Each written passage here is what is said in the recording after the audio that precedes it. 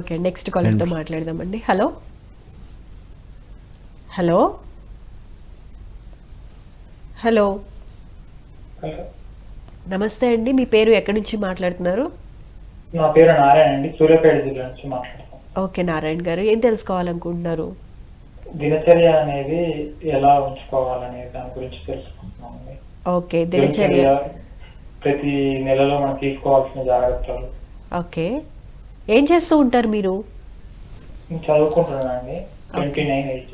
Okay అండి, మీకు దినచర్య పూర్తిగా తెలియాలంటే 1-2 మినిట్స్లో సరిపోదు చెప్పడానికి.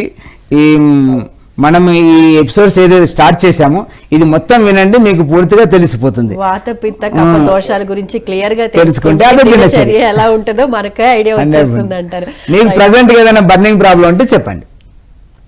చెప్పండి. హెయిర్ లాస్ అండి, hair loss. Hair loss, hair loss బాగా చదువుతున్నారా? రాత్రిపూట నిద్రపోకుండా ఐరన్ డిఫిషియన్సీ ఏందో చూసుకోండి ఒకసారి.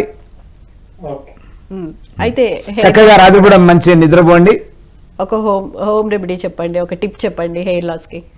హెయిర్ లాస్ కి ఇది ప్రపంచంలో అన్నిటికంటే పెద్ద సమస్య. అవును సార్.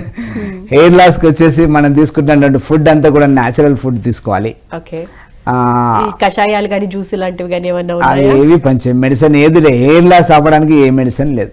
ఓకే, మనం రోజు చక్కగా తలకి నూనె రాసుకోవాలి, కొబ్బరి నూనె, కోకోనట్. అది కూడా ఇప్పుడు మార్కెట్లో దొరికే కోకోనట్ ఆయిల్ కాదు, అందులో కోకోనట్ ఆయిల్ ఏమి ఉండదు, అదంతా పెట్రోకెమికల్. 10% ఉంటుంది, 90% పెట్రోకెమికల్. కొబ్బరి ఎండు కొబ్బరి చిప్పలు తీసుకెళ్లి గానుగలో ఆడించుకొని ఆ నూనె రోజు అప్లై చేసుకుంటే ఫ్యూచర్లో రాలిపోకుండా ఉంటుంది. ఆల్రెడీ రాలిపోతున్నటువంటి వాళ్ళు ఆయుర్వేదిక్ షాప్లో కానీ పతంజలి షాప్లో కానీ కేశకాంతి అనే ఆయిల్ దొరుకుతుంది, కేశకాంతి. అది వాడుకుంటూ ఇప్పుడు చెప్పినట్టుగా బ్లడ్లో ఐరన్ లెవెల్స్ చూసుకుంటే, అలాగే టెన్షన్ తీసుకోకూడదు. ఇప్పుడు టెన్షన్ లేకుండా ఎవరు ఉన్నారు? టెన్షన్ తీసుకోకూడదు అంటే యోగా చేయాలి. యోగా చేస్తే ఎలాంటి టెన్షన్స్ అయినా మనం ప్రాణాయామం చేస్తే, ఈ ప్రాణాయామాలు మెడిటేషన్ అన్ని కూడా యోగాలోనే వస్తాయి.